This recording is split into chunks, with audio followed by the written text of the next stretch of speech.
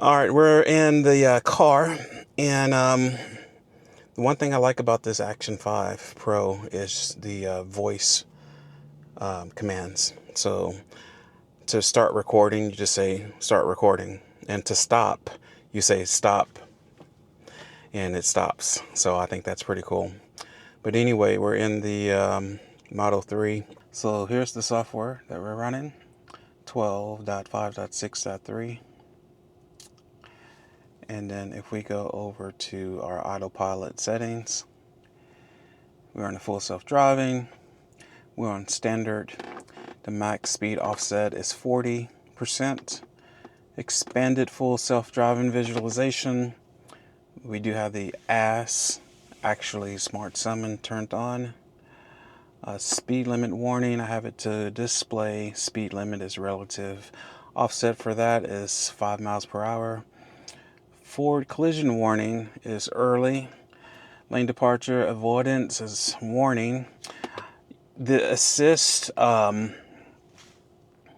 it works maybe a little bit too well. I don't really like it because sometimes when I am wanting to get over, it thinks that I'm not getting over fast enough, so it wants me to stay in the lane, and it makes me stay in the lane. So I just turn it off or put it on warning, and then everything else there is on. I like the green traffic light chime, because sometimes I'm looking down or I'm doing something else, and it'll just kind of chime when the light turns green. So I think that's pretty cool. All right. Let's go to EECU, and we'll go to this one. And we are off to the races. We're just going to go over to the EECU credit union. I need to make a deposit, put a check in there.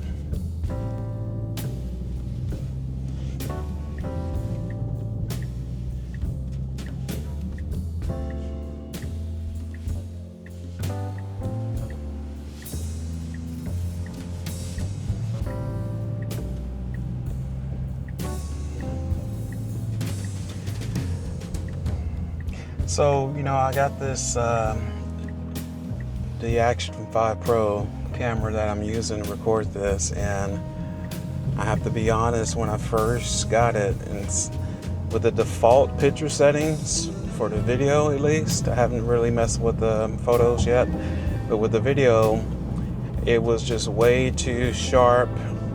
It was way too bluish. It was oversaturated. It was just too high definition, like the HDR was on, even though I didn't have it turned on, just the regular default normal auto settings. And so now I'm using my own settings that I came up with after watching a few videos of people giving their opinions, and so hopefully it looks better. I do still have it set to auto, but in the pro mode. So if you have the normal auto, you can't really make any adjustments. But if you go into the pro mode in the auto settings, you can mess with a lot of other settings, like the color. You can mess with the ISO settings, and and a few other settings in there. So hopefully the videos from now on will look better.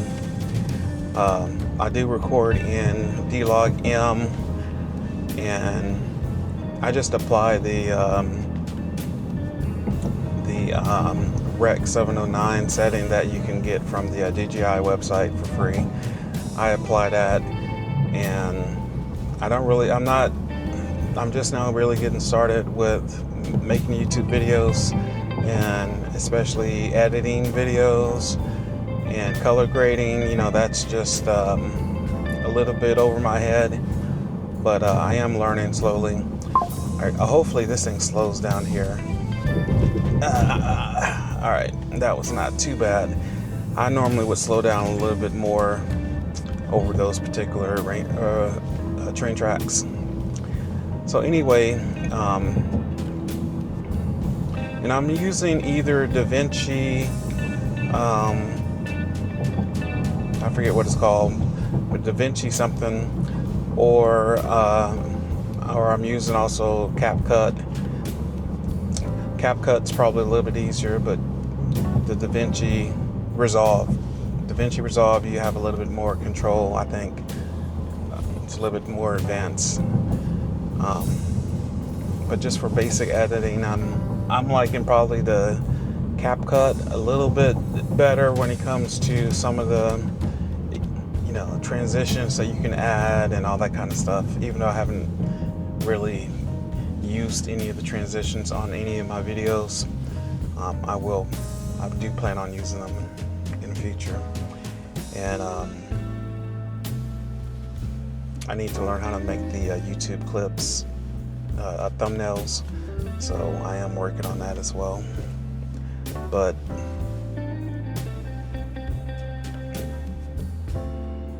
if you're thinking about making a YouTube channel, I really think, for me at least, I've had my channel for a while, but I just never really took making YouTube videos seriously or anything like that. But in the past year and a half, 2 years, I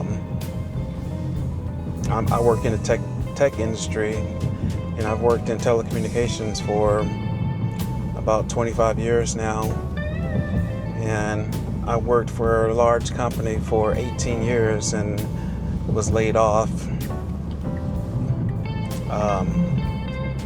And so during the past year, I've worked a little bit here and there. I got a certification that I thought might help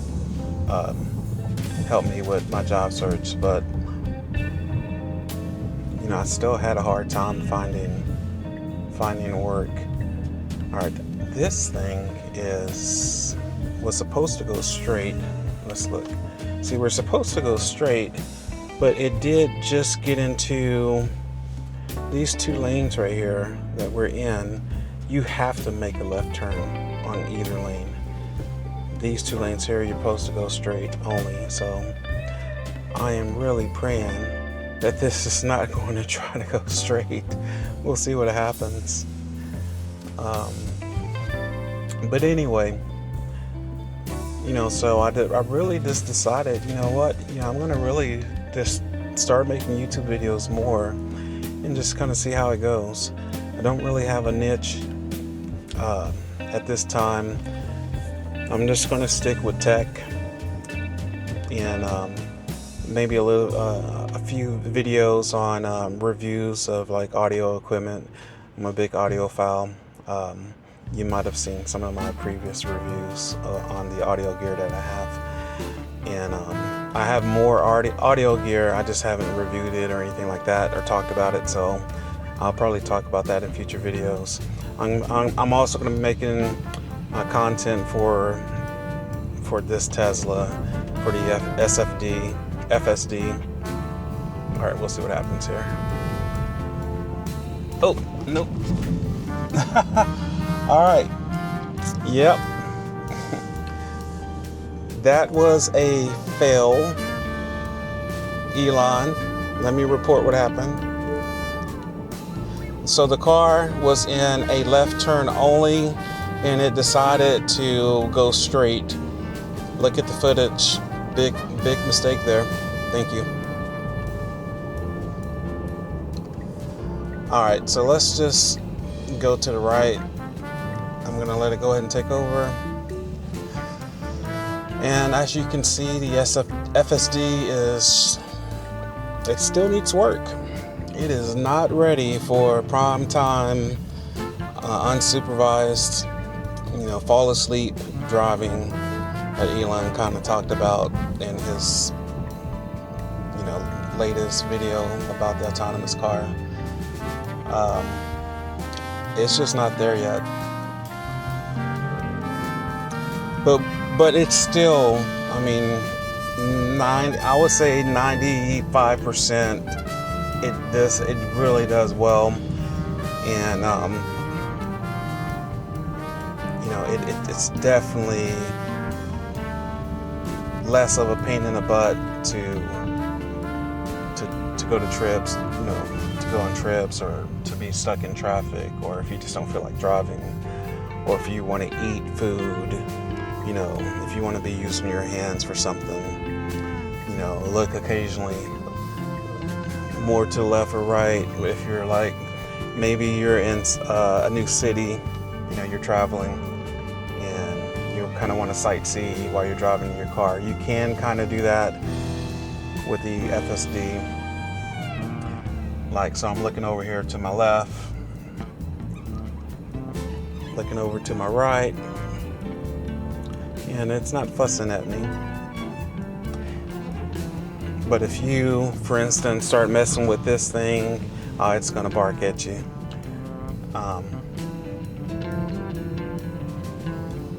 So let's see what it does.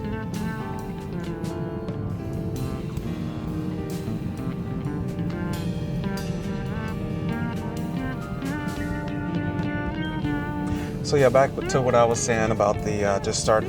You know, if any of you guys are thinking about starting a YouTube channel, I mean, just do it. You know, if you don't think you have anything to talk about, it doesn't matter. Just do it. Talk about whatever you want to talk about, and just start.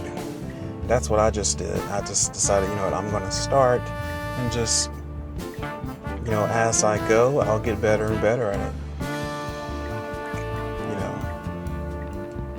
I won't be quite as nervous, and but if you never start, you know, you're just wasting time.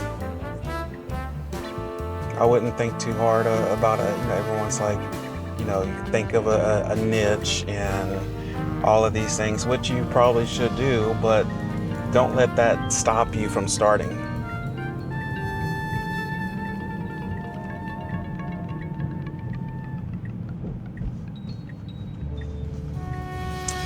Alright, so we made it to our first destination here. Oh, look at that. Nice. Oh, those are some big speed bumps. Oh, I need to take over.